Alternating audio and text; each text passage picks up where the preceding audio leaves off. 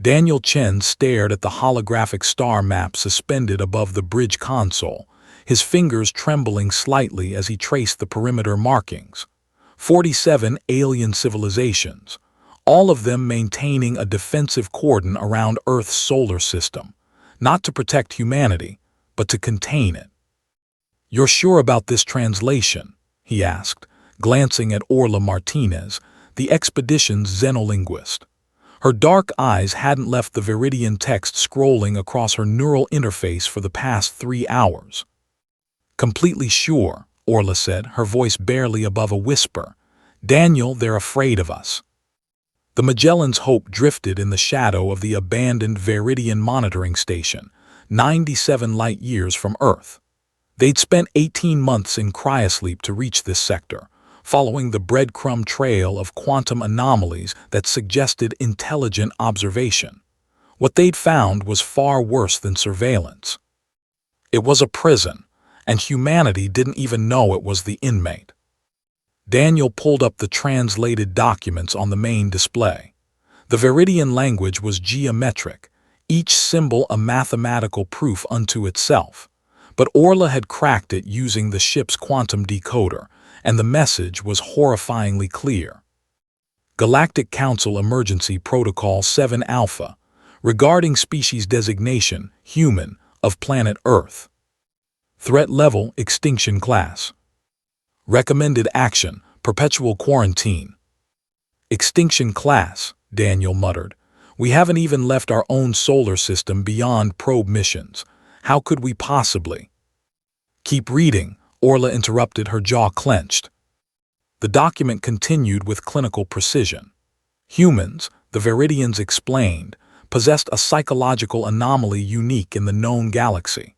Where every other sapient species developed risk-averse behaviors as they gained intelligence, humans had evolved the opposite: an attraction to danger, a compulsion to push boundaries, and most disturbing of all, an ability to thrive under conditions that would break other species.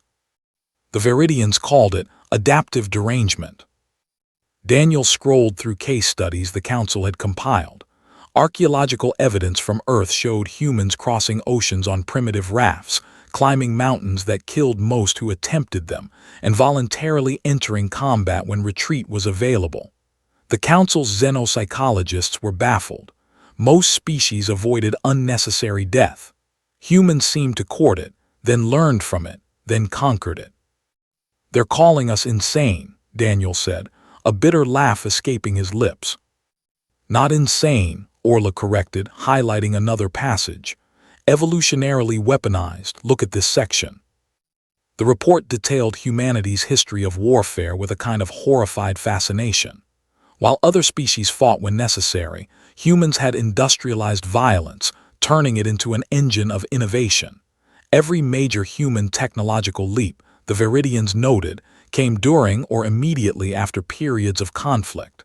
Rocketry from missiles, nuclear power from bombs, quantum computing from cryptography and cyber warfare. "They're not wrong," Daniel admitted quietly. "We've spent more on weapons research than space exploration." But the truly terrifying revelation came in the final section: projections. The Galactic Council had run simulations, millions of them, on what would happen if humanity achieved faster-than-light travel. In 98.7% of scenarios, humans expanded aggressively, not out of malice, but out of sheer curiosity and competitive drive. In 76.3% of those scenarios, humanity triggered galactic-scale conflicts simply by refusing to accept the established order of things. The Council had seen it before. 3 times in galactic history, an aggressive species had emerged and destabilized entire sectors. Each time, it took centuries of warfare to contain them. The Council had learned their lesson: prevention was better than cure. So they watched Earth. They had been watching for 2,000 years, ever since humans developed writing and mathematics. And when humanity split the atom in 1945, the Council activated Protocol 7 Alpha. A permanent quarantine, enforced by 47 civilizations, all to keep one species contained. There's more, Orla said, her voice shaking now.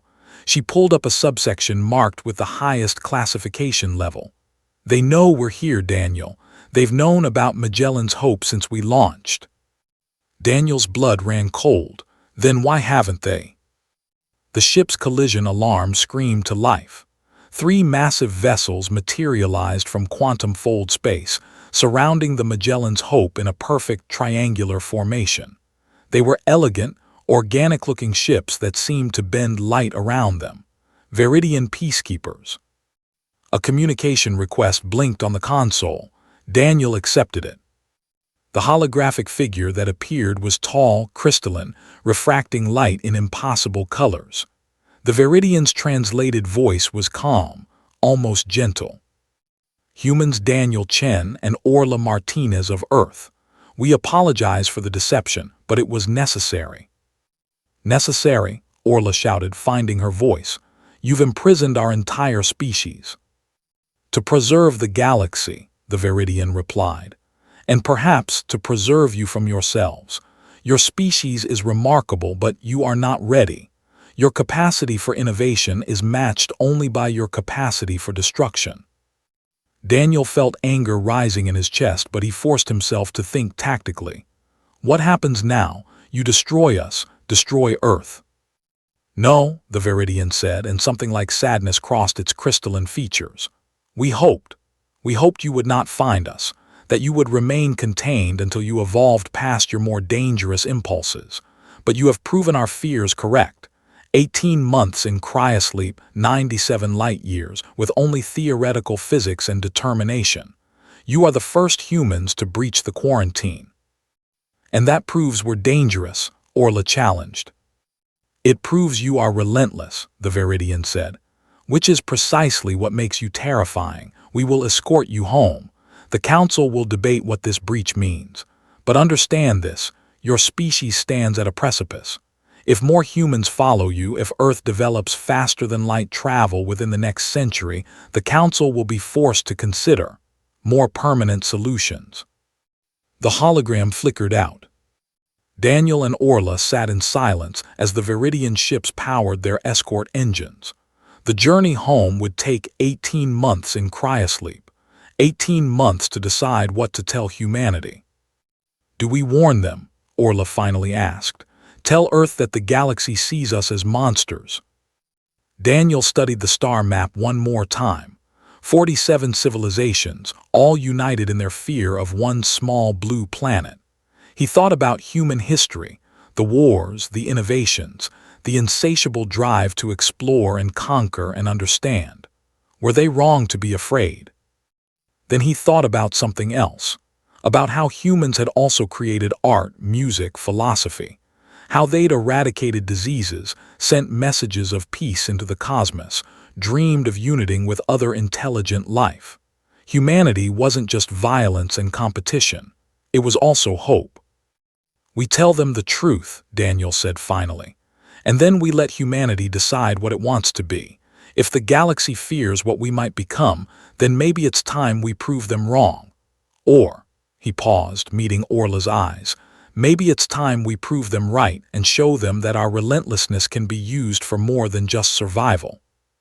Orla nodded slowly. Either way, they'll never contain us forever. That's not who we are. No, Daniel agreed, a strange smile crossing his face. It's not.